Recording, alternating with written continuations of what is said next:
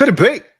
But me, your man, Louie T. Welcome to the 2025 NFL Draft Prospects 101 series, your guide to some of the biggest and hottest names of the 2025 NFL Draft. We're talking wide receivers, volume 2 of my list of the top receivers in this draft class. We've covered numbers 20 through 15 on this list, with some honorable mentions thrown into the mix. So we talked about maybe 10 or 11 receivers yesterday. I'm going to knock down another 7 or so today, and then we'll get to our final 7 on the next installment, the final installment of the wide receiver volume. So this is a group that I've talked about before, and I've said this. This isn't a draft, and the receiver position, I think, is a microcosm of what this draft is, and some of the other positions bear that out as well, which make up the whole of this draft. It's not a draft where you look for superstars, right? This particular group isn't one where you should be looking for superstars. But if you're looking for a supporting cast, guys that could come in here, potentially be a number 2, definitely a number 3, number 4 option at receiver, this is the draft for you. And so this group right here that I'm about to highlight today in particular is the personification of exactly what I'm talking about. These are guys that I think can come into this league and be bona fide 2s and 3s, put into the right situations. And you hear me say that all the time: situation. It's so important that guys end up in good situations. Yesterday, I talked about a receiver, Elijah Moore, who I loved coming out of Ole Miss, who currently isn't on a roster, right? Elijah Moore is, what, 25 years old, maybe, right? And he's not on an NFL roster right now. Now, he may, get a phone call as we get closer to camp and get an opportunity with someone. But for him to not be in a camp right now is crazy with the talent that he has. But he was in 2 dysfunctional, bad quarterback situations. Hence, he's out on the streets now, right? So fit is everything. Good situation definitely helps prolong your NFL career. With that said, let's jump into the list. Let's start with number 14. And this is one of my favorite guys at the wide receiver position in this draft class.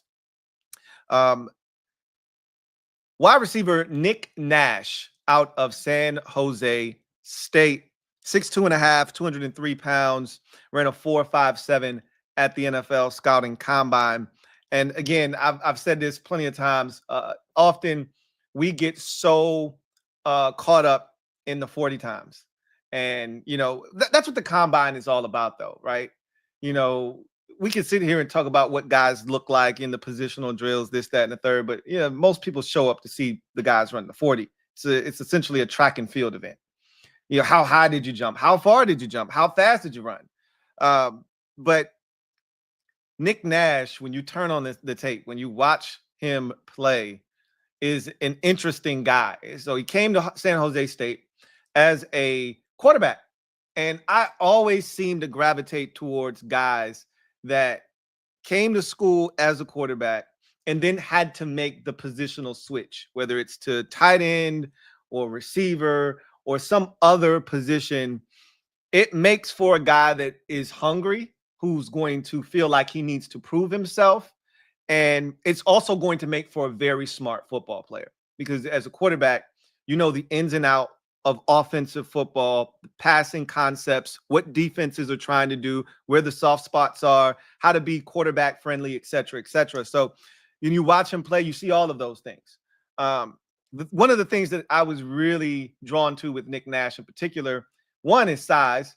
2, they had a vertical pass game. They let it rip at San Jose State, and he ran a lot of vertical routes, and he is hyper competitive when that football is in the air. He plays with a level of tenacity, toughness, physicality, and that you want to see your guys play with. He plays as if this next snap decides whether he gets to play football for the rest of his life. If this next snap doesn't go well, I don't get to play football anymore. And he can't imagine the rest of his life without football. And you just love to see guys play with that level of enthusiasm. He attacks the football in the air. He attacks it at its highest point.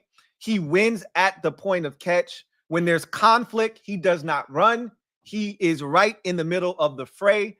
And when you throw it up there, we talk about 50-50 balls. I love guys that make it 60-40, 70-30. He's a 70-30 guy. He's going to go get it. And that 4.57 speed is not indicative of the way he plays. Although he's not going to fly by guys, there is another gear, and he's a straight line speed guy. So he's a build-up speed runner. So you give him a runway, he'll run by you. But he can run the short intermediate routes. Again, he's not a tactician. They didn't ask him to do a ton at San Jose State from a route perspective. But when that ball's in the air, and, you know, when we talk about other guys like Tet later on in this process, who probably is not going to be the fastest guy in the world, you know, isn't going to always have the greatest separation. But when that ball's in the air, Tet knows how to go and get it. And he's got tremendous body control. Nick Nash is another one of those guys that kind of fits in that category. He'll block in the run game. He'll do the dirty work. I comp him to a guy that I absolutely love in this league. I think he's a dog. You can give me 11 of these dudes on my team anytime, any day. Jacoby Myers of the Las Vegas Raiders. I think he's an absolute dog. Had over 1,100 yards quietly. A lot of people don't know what Jacoby Myers is out there doing in Vegas. And I get it. It's the Vegas Raiders. But you see what he's had to deal with at the quarterback position. You see what the situation has been for him since going to Vegas, leaving New England. Self-made, wasn't a highly touted prospect coming out of NC State, cut his teeth in that New England Patriots program, built his way up, got a good contract from the Raiders, and is showing them that they made a great investment in him. He plays the game the right way. So does Nick Nash. He's my number 14 wide receiver. All right, now we're going to number 13. And this next guy, interesting backstory. He was kind of chronicled at the combine. Talking about TCU's Jack Besh, 6'1", 214 pounds, did not run a 40, but speed isn't going to be his thing. Where he is going to be a problem at the next level is just being a very inviting target for the quarterback. Knowing where to be, when to be there, when to sit down in zone, when to, you know, keep running through man coverage, you know, how to set corners up, create separation. That's going to be his niche at the next level. You know, really good route runner, understands leverage, understands where to be, really, really reliable hands. You know, the story about his brother, older brother, who was tragically murdered in the New Orleans New Year's, you know, tragedy with the attack down on Bourbon Street. Just a sad situation. But this is a guy that plays the game in a manner that we're going to look up, and Jack Besh is going to be an 11-year pro, and he's going to put up gaudy numbers, and he's just going to be a guy that he'll play 5 years with this team, 4 years with this team, another 3 years with this team, and he just hang around in the league because he just knows how to play the game, right? Again, not going to wow you with his speed, but if he catches you flat-footed, he'll run by you, right? But where he's going to make his hay is on 3rd and 7. He's going to sit right down in that hole in that zone coverage, and he knows he's going to get hit, and he's going to catch the football, and he's going to move the sticks. On 2nd and 8, he's going to run that bench route, and he's going to be wide ass open. He's going to catch it, and he's going to make something happen after he catches it. And it's going to be a gain of 28, right? Jack Besh is just one of those guys that just knows how to make himself available to the quarterback. And when you watch him time and time again, he's where he's supposed to be, when he's supposed to be there. He's reliable. He's dependable. He's going to be one of those guys that ultimately ends up being the quarterback's best friend, especially on got to have it downs. So my comp for him and this is going back a little bit a ways. I'm showing my age a little bit, but Jericho Cotchery is who he reminds me of. Very reliable receiver out of NC State. Remember when he was drafted by the Jets? And I don't think it's a coincidence that when he comes into the league and goes to that Jets team, they start playing really good defense, but he became that safety blanket for Mark Sanchez. They went to 2 straight AFC championship games, or, 2 in 3 years, or whatever that number was. And Cotchery was a huge part of that. Just a reliable target you knew you could find on 3rd and 6, on 3rd and 8, on 3rd and 7. He would be where you needed him to be. He would make the tough catches. He would get the dirty yards. He would be a reliable blocker. He would do all the dirty work. That's Jack Bech in a nutshell. And there's a place in the league for guys like that. Jericho Cotchery, a lot of you probably don't remember his career, but this is a guy that spent, I think, a decade in the league. And you look up and you're like, man, damn, Jericho Cotchery had a really solid NFL career. That's what we're going to be saying about Jack Bech 10 years from now. I feel pretty confident about that. Going to my number 12, we're going to stay in the TCU family, right? And go to a guy we go from a reliable guy to a combustible prospect here in Savon Williams, TCU wide receiver, 6'4", 224. Can we just call him a joker? Can we just call him a playmaker? He wants to be known as a wide receiver, but at this level, he's going to have to carve out a niche for himself. And maybe it is as a receiver. He wants to be like Deebo Samuel. He said it at his combine press conference. He wants to go to a team like San Francisco because he knows they will know how to use someone with his talent and skill set, right? Ran a 4.48 at the combine. Again, at 6'4", 224, running a 4.48. Those are impressive numbers. Those set you apart, right? So let's talk about him. Oh, man, he was an interesting watch. And he was fun. I always tell you with certain guys, go watch this game. This will give you the full snapshot, everything you need to know about this guy. I can't think of a better game for you to watch if you want to know who Savon Williams is as a receiver than the TCU game. Go watch him in that game because you get everything, the full spectrum. You get a couple of concentration drops where you go, oh, I can't deal with this guy. You get the only thing you don't really get in that game is Savon Williams, the runner, right? Which later on in the season, this TCU UCF game, if I'm not mistaken, was a little bit earlier in the season. As they got further along in the season, I think they realized we got to find more ways to get this guy involved. And him catching the ball isn't always the best way to do it. Let's just hand it to him.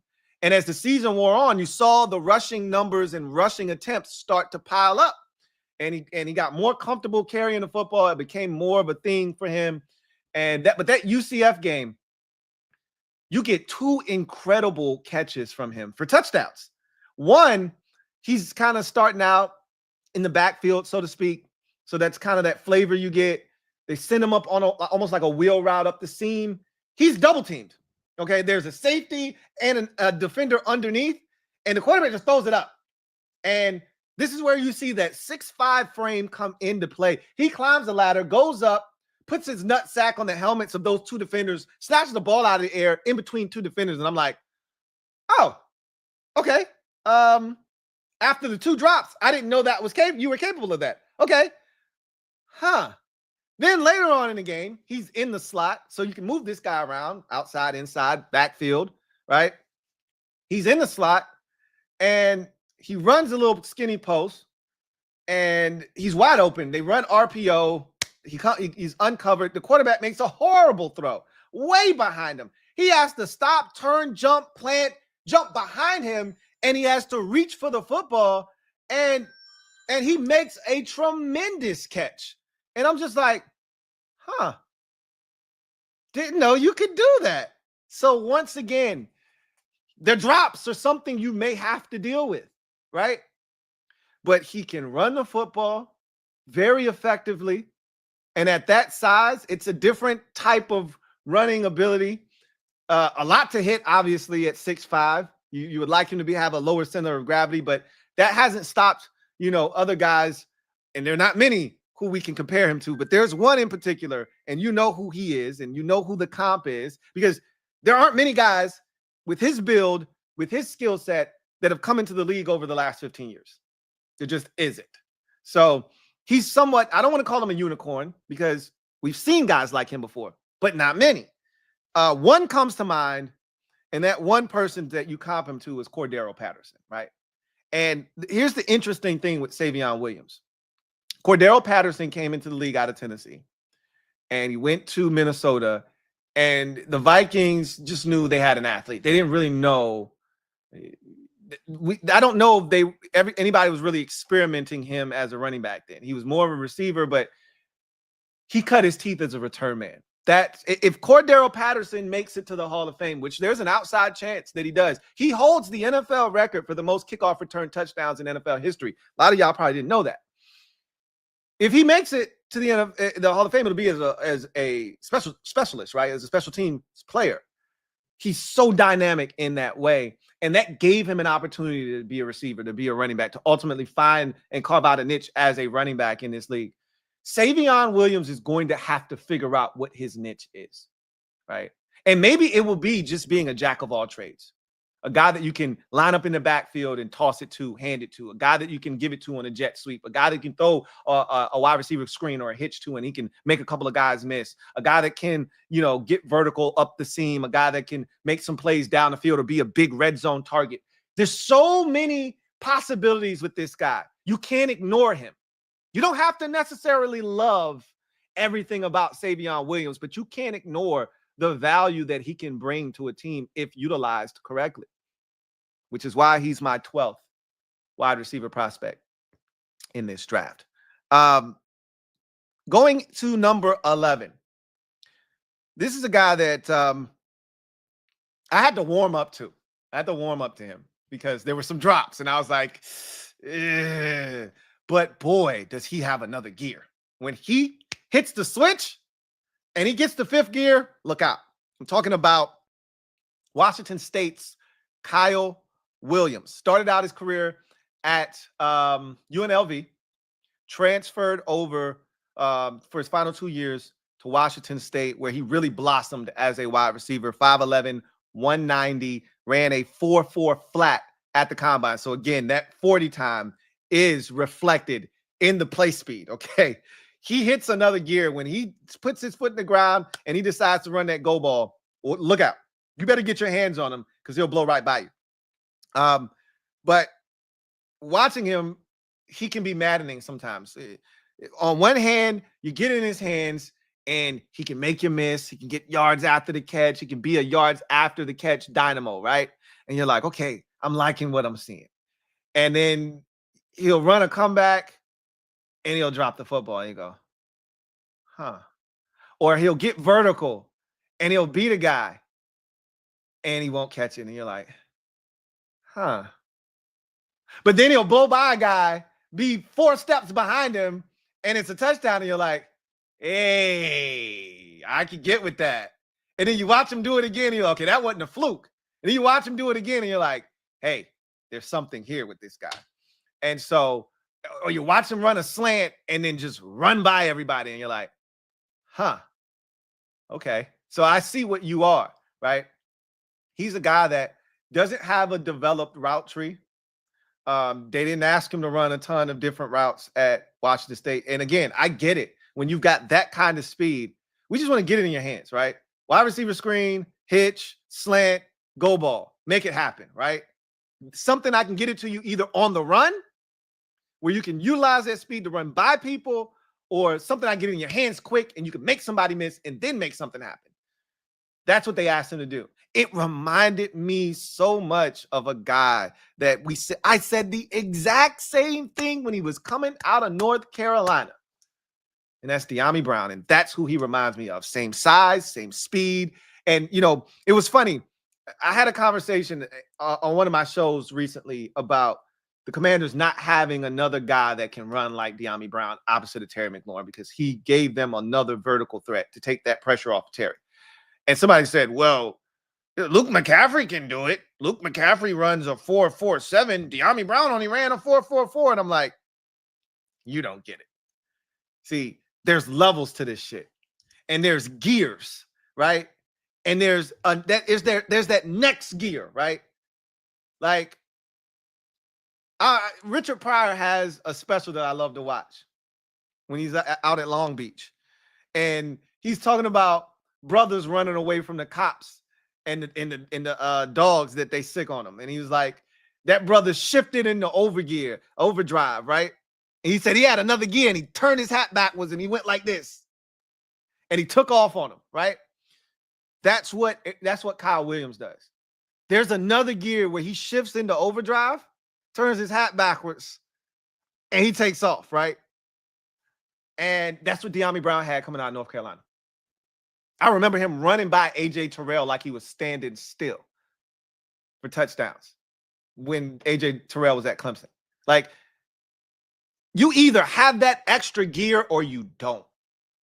Most guys don't. Like, a lot of guys can run 4.43, but it's build up speed, or they got to work their way up to that, or they don't, like, it doesn't show up on the tape all the time. There's certain guys where you see it, you feel their speed, it's immediate, it gets up on you quick, and then before you know it, they're past you. Kyle Williams has that exact same speed. And much like Dyami Brown didn't run a route tree at North Carolina. Dyami Brown ran 3 routes at North Carolina. Hitch, go, out. That's it. That's all Dyami Brown ran. Kyle Williams, all he runs, slants, hitch, wide receiver screen, go. That's it.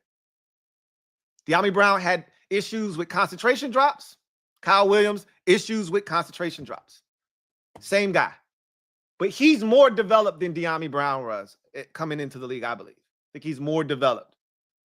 More ready to come in and help a team right away. Dyami Brown, as you know, took some time. Same receiver, though. He's my number 11 guy here on my list.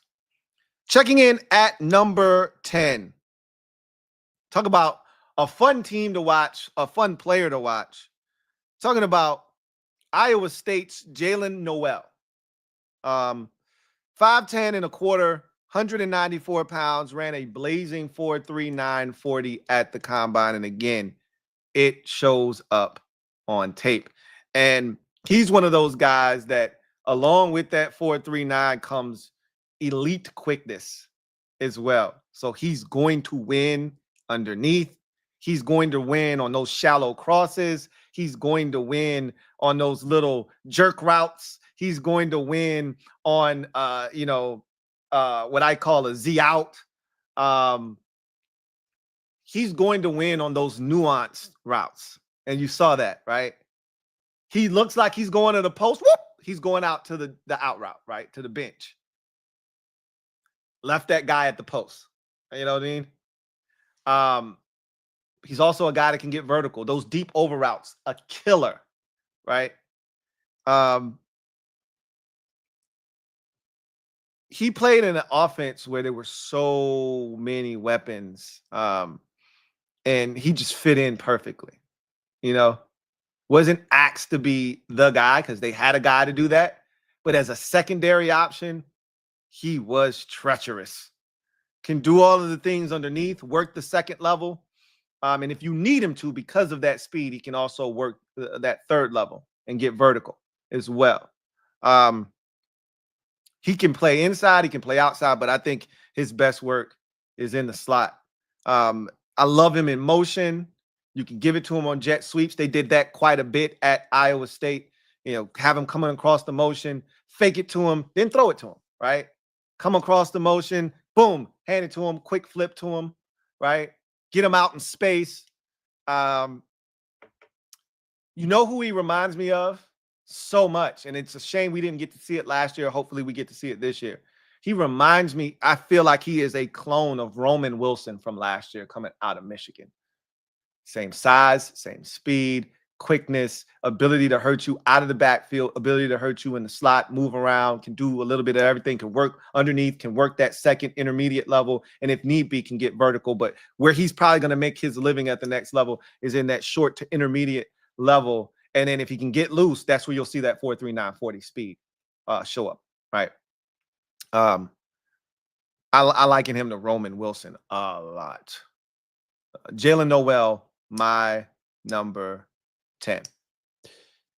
Now we get to number 9 on my list, and I'm going to be honest with you. I'm human. I gave him some dirty looks. I felt dirty, watching this next wide receiver because he lied to me. You lied to me. He told me he was going to break the 40-yard dash record at the combine. And not only did he not break it, had he come within 0.02 of a second, I would be like, oh, shit, just almost had it. He didn't even come close. And I was like, you lied to me. But you know what? When you put that aside, all jokes aside, you just put on the tape. Bond, Isaiah Bond, wide receiver out of Texas. 5'10", 5'8", 180 pounds. Started off his career at Alabama, transferred over to Texas, is my number 9 receiver. He can play ball. Boy, he reminds me a lot of another former Alabama Crimson Tide wide receiver. We'll talk about it in a little bit, but let's talk about his game. Ran a 4.39 40. And again, the thing that I had to remind myself of and remind all of you out there, because I know I wasn't the only one disappointed, is 4.39 is blazing fast. Okay. Like, no, he did not run a 4.2 anything and didn't even come close to it. Right. But 4.39 is blazing fast, people. Plenty fast in the National Football League. And you see it with Isaiah Bond. And he's one of these dudes where it's just like, ba-da-up, ba-bop, ba-da-up. Like Mike, right? Back in the day, like MJ in his prime. Ba-da-up, bop, bop, ba-da-up, bop, right? Where he just give you a 1-2, you're like, whoop. Oh, shit. When you watch Tyreek Hill give you one of these, uh-oh, right? The best thing you can do is just don't move. Because if you go for the shit, he got you, right? And Isaiah Bond is just, ba-da-bop. His movements are so quick. They're so explosive. He can separate. He can get vertical. He's got great hands. I like how he attacks the ball down the sideline. He tracks it so well. But his ability to uncover is his superpower. He's so quick. He's so lightning quick to go along with that speed. So you can hand it to him in the backfield, jet sweep wise. You can get it to him on wide receiver screens. He'll win on shallow crosses against man coverage. He'll win on those deep over routes against man coverage. He'll win on that vertical go against man coverage. He'll win on the slot fade against man coverage. In zone, he'll sit down on the curl route. He'll win there. And if you get him the ball in timing and rhythm, he can make a guy miss, and it's off to the races. You can send him in motion, get him across the formation, get it to him out into the flats like they did when they played Michigan into the end zone. There's so many things you can do with Isaiah Bond that makes him dangerous. He's every bit as dangerous as Isaiah Worthy was coming out last year. I'd even tell you he's probably a better receiver than Isaiah Worthy was last year coming out of Texas. And Worthy went in the first round, right? But Worthy went in the first round because he did break the NFL scouting combine record. Bond did not. So he is not going in the first round. But I'm going to tell you who he is. He's Jaylen Waddle. He's Jaylen Waddle. And I'm telling you, if I were to take the name off the back of the jersey when he was at Alabama, he wore 17 just like Waddle did. If I were to take the name off the jersey, you wouldn't have been able to tell me who the hell it was. Waddle might have been a little bit more explosive while at Bama. A little bit more explosive. Okay, a lot more explosive when he was at Bama. Okay, who am I kidding? But he also had better quarterback play, right? Bond was stuck with Jalen Milroe. Waddle had good quarterback play. If Bond had better quarterback play, I bet you he would have put up big numbers. He might not have ever transferred away from Bama. But that's nor here nor there. The bottom line is this guy's a baller. You put him on the right team, he's going to be a problem. A big, big problem. because you can't coach that speed or quickness, right?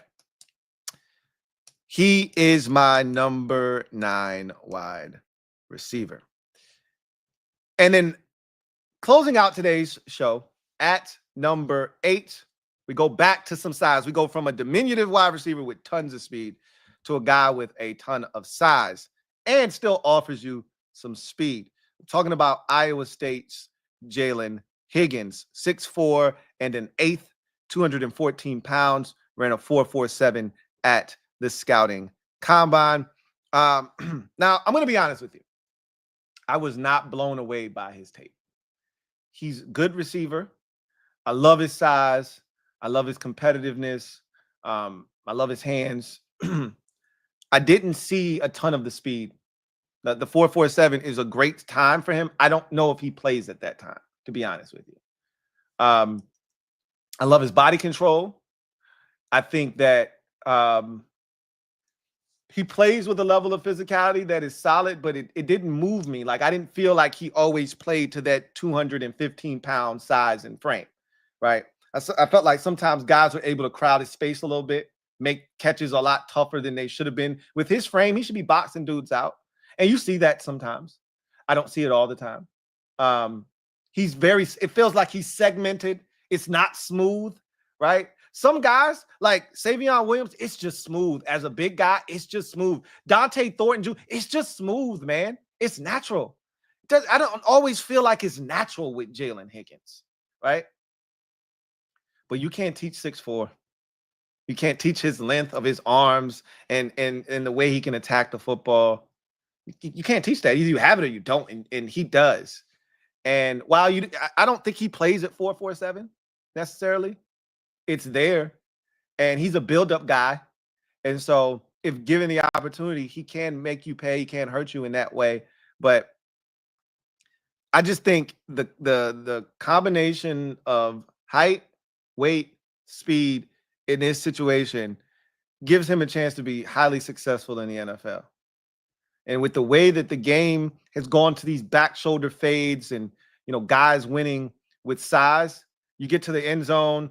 It used to be once upon a time, you either needed the perfect fade to the corner pylon or you needed to throw that fade ball up in the air and you needed a guy to go get it. Quarterbacks don't throw that shit anymore. You run to the pylon, you post up, you pivot outwards. I'm going to give you that back shoulder fade.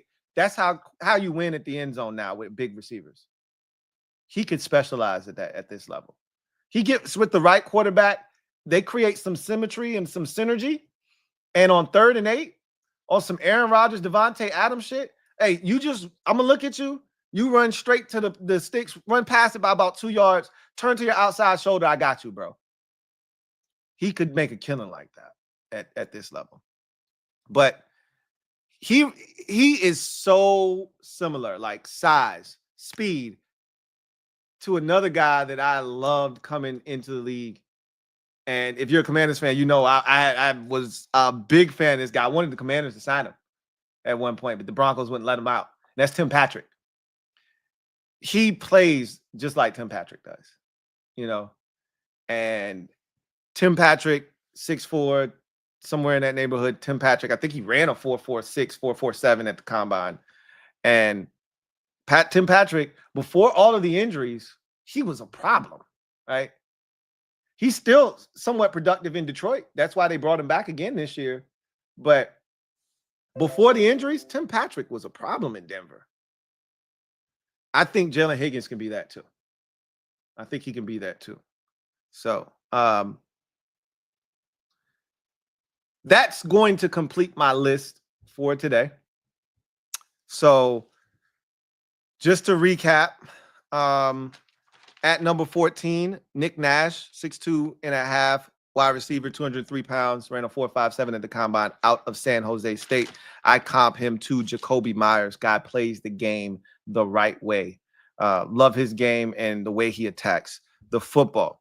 Coming in at 13, TCU wide receiver Jack Besh, 6'1", 214.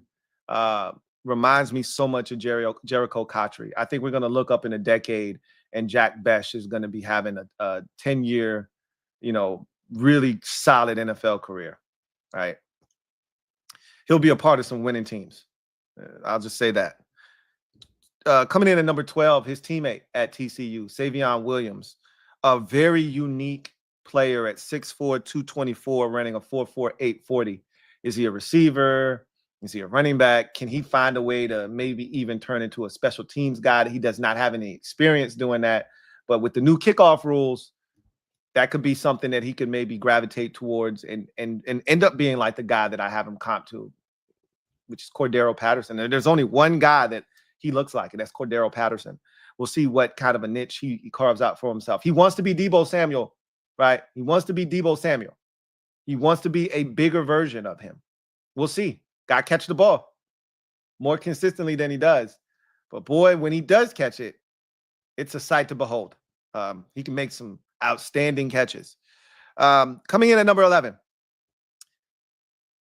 Washington State wide receiver Kyle Williams, 5'11", 190, ran a 4.4 flat at the scouting combine. This guy has another gear. When he absolutely floors it, he can flat out go and run by defenders. There's some drops that make you a little antsy on tape, but if you can get past those and you can see the speed for what it is, and you can see his playmaking ability when he has the ball in his hands, you'll fall in love with him too. He's my number 11 receiver. I liken him to De'Ami Brown coming out of UNC. Doesn't run an expansive route tree, has some questionable drops, but boy, can he flat out fly and run by guys vertically. Coming in at number 10, Jaylen Noel, 5'10", and a quarter, 194-pound wide receiver out of Iowa State. Ran a 4.39 at the combine. Think his work is going to be done underneath and in that intermediate second level. He can get vertical. He'll win against man coverage on shallow crosses, over routes. He can win as a technical route runner and separate. He can get vertical if he has to, up the seam, if given the opportunity to do that. You can give it to him on jet sweeps. You can run him across the formation and get it to him in the flats, throw him wide receiver screens. He can be a problem in so many different ways. Reminds me so much of Roman Wilson last year coming out of Michigan. Roman Wilson's size, quickness, speed, all were problems. And a huge reason why the Michigan Wolverines were able to win the national championship in 2023. So I see a lot of the same qualities in Jaylen Noel as my number 10 wide receiver. Number 9 on my list is another speedster, Isaiah Bond, out of Texas, former Alabama Crimson Tide wide receiver, transferred to Texas, 5'10", 5 5/8, 180 pounds, ran a 4.39 at the scouting combine. This guy can flat out fly, and his quickness is scary as well. Reminds me so much of another former Alabama Crimson Tide wide receiver in Jalen Waddle. I mean, boy, can this guy fly, right? And I love his quickness, and I think he's a better receiver than Xavier Worthy was a season ago. Only reason Worthy went in the first round is because he ran that blazing fast time, that 4.21, and broke the combine record. But I think Bond is actually a better receiver than Xavier Worthy was coming out last year out of Texas. So for whatever that's worth, he's number 9. And then at number 8 is Jaylen Higgins, Iowa State wide receiver, standing 6'4" and an 1/8, 214 pounds, ran a 4.47 at the scouting combine. Big, fast, physical. I don't always see the speed. I don't always see the physicality, but I love his hands. I love the way he attacks the football. And I think that his combination of height, weight, and speed is tantalizing. And again, with the way the NFL is played now, it's made for guys like him who can separate using size. I don't always think he uses that to his advantage the way that I think he should, but when he does, you can see the potential for it at the next level. He's my number 8 wide receiver. I liken him to Tim Patrick. So that's going to do it for today. If you haven't already done so, do me a huge favor. Like this video, share it, right? If you haven't already done so, subscribe to the Louie T Network for more great content. Can't thank you enough. We will be back tomorrow to close out this series of receivers with volume 1, receivers 7 through 1. And of that group, you're going to find the guys, obviously, that could be #1 receivers in this league. And there's a couple of guys in there that they're different. They're special, right? So we'll talk about that tomorrow. But or maybe later on today. We'll see. But in any event, that's going to do it for me, your man Louie T, here on the Draft Prospects 101 series. I look forward to chopping it up with you guys next time. Until then, I'm your man Louie T, signing off. Have a good one. God bless. Take care.